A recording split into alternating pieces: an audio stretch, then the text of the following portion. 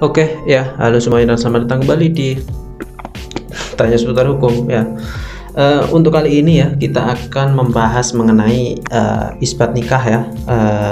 Untuk kali ini kita akan membahas pertanyaan hakim, apa nanti yang akan ditanyakan hakim ketika sidang isbat nikah, baik untuk pemohon ya, baik untuk pemohon ataupun nanti pertanyaan ini ditunjukkan kepada saksi yang dihadirkan pada saat isbat nikah. Oke. Jadi untuk isbat nikah ini adalah permohonan untuk mencatatkan perkawinan yang belum tercatatkan secara negara.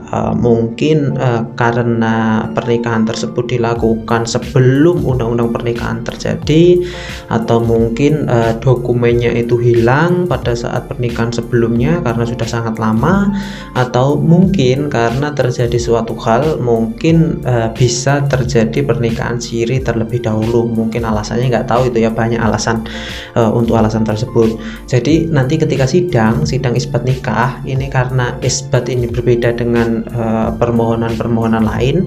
Permohonan isbat nikah ini dianggap permohonan dengan niat baik karena untuk mencatatkan pernikahannya ya, dengan tujuan untuk mencatatkan pernikahan tersebut. Ini kan termasuk niat baik ya. Tak sesulit perbedaannya dengan ketika Anda mengajukan gugatan atau permohonan yang lain. Jadi isbat nikah ini termasuk permohonan yang cukup mudah. Namun pertanyaan hakim nanti ada pertanyaan pokok yang harus dijawab oleh pemohon dan saksi ya. Ini pertanyaan yang paling vital yang harus dijawab. Oke. Untuk pertanyaan yang pertama, pertanyaan yang pasti akan ditanyakan oleh hakim, yaitu alasan mengajukan isbat nikah ke pengadilan terlebih dahulu. Untuk pertanyaan tersebut itu biasanya juga mengacu kepada permohonan isbat nikah tersebut yang biasanya dicantumkan dalam permohonan pemohon ya. Biasanya juga dituliskan bahwa alasannya karena ketika melakukan pengurusan ini ternyata membutuhkan dokumen pernikahan, karena ternyata setelah anak sudah besar dan ternyata antara kedua orang tuanya belum menikah secara resmi, anak kesulitan untuk membuat akte kelahiran atau nama kedua orang tua tidak tertulis, itu kan bisa. Jadi itu harus dijawab sesuai dengan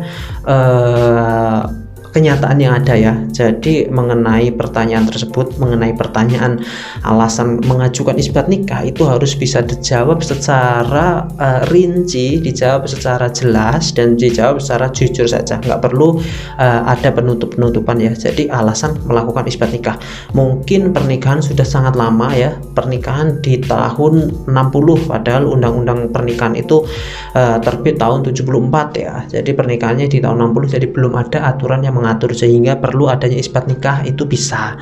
Alasan itu harus jelas. Itu pertanyaan yang pertama. Itu pertanyaan yang sangat penting yang menentukan nanti dikabulkan atau tidaknya permohonan isbat nikah. Itu pertanyaan pertama.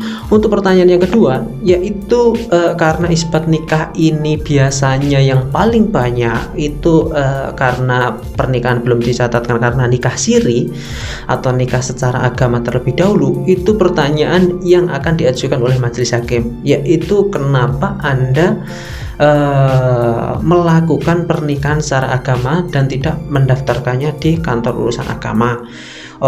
Itu di permohonan biasanya juga dicantumkan karena mungkin kesulitan administrasi, karena para pihaknya masih di bawah umur pada saat pernikahan, jadi dinikahkan dulu secara agama bisa. Atau karena administrasi atau dokumennya masih ada yang kurang, mungkin nggak ada KTP, nggak ada KK, atau mungkin posisinya di luar negeri atau gimana pun, itu bisa.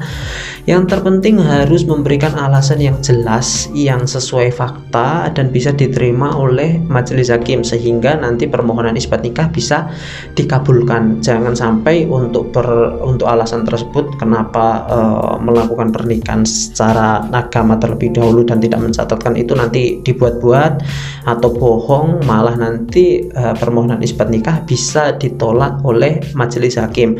Karena itu pertanyaan juga yang sangat penting, dan di dalam permohonan isbat nikah itu juga harus dicantumkan alasan mengajukan isbat nikah.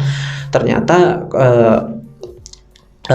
pada saat pernikahan sebelum dicatatkan, karena harus ada nikah siri terlebih dahulu karena kehendak orang tua belum cukup umur dan lain sebagainya. Dan pertanyaan yang ketiga yaitu pertanyaan untuk para saksi itu nanti apakah para saksi itu mengetahui pelaksanaan nikah sirinya, itu juga nanti akan ditanyakan. Itu pertanyaan yang ketiga kepada para saksi. Dan juga para pemohon nanti akan juga ditanyakan apakah pada saat pernikahan itu ada walinya sesuai dengan syariat yang ada, sesuai dengan hukum agama juga. Kalau sesuai agama kan harus ada walinya, harus ada saksinya, dan harus ada ijab kabulnya. Nanti itu juga akan ditanyakan apakah pada saat pernikahan siri tersebut semua syarat sudah tercukupi. Sampaikan saja nanti bahwa pada saat pernikahan tersebut sudah semuanya sesuai dengan agama, sesuai dengan aturan agama, dan sudah cukup, ya seperti itu. Dan yang terakhir yaitu apakah ada yang menyaksikan dan bisa dihadirkan di persidangan atau dijadikan sebagai saksi ketika pernikahan siri tersebut dilakukan. Itu ketika isbat nikah karena pernikahan siri ya, atau karena pernikahan belum dicatatkan. Jadi apakah ada saksi yang bisa disampaikan, itu juga akan ditanyakan. Selain itu, untuk pertanyaan yang akhir yang ini juga harus bisa dijawab, yaitu Anda juga harus menghadirkan saksi yang membuktikan bahwa antara Anda dan suami ini memang nikah secara agama dan juga telah berkumpul, dibuktikan secara agama, dan juga telah berkumpul secara fisik ya, yang artinya sudah serumah, sudah tetangga-tetangga sudah mengetahui bahwa para pihak atau para pemohon 1 dan pemohon 2 misalnya, para pihak ini memang sudah nikah siri, diketahui misalnya ketua RT, tetangga-tetangga sudah mengetahui, namun memang belum dicatatkan ya. Jadi itu tadi pertanyaan-pertanyaan yang pasti ditanyakan oleh majelis hakim ketika permohonan isbat nikah ya, dan itu perlu disiapkan agar permohonan isbat nikah dikabulkan oleh majelis hakim. Untuk permohonan isbat nikah memang tidak sesulit dengan pengajuan gugatan cerai atau permohonan talak ya, karena ini termasuk niat baik.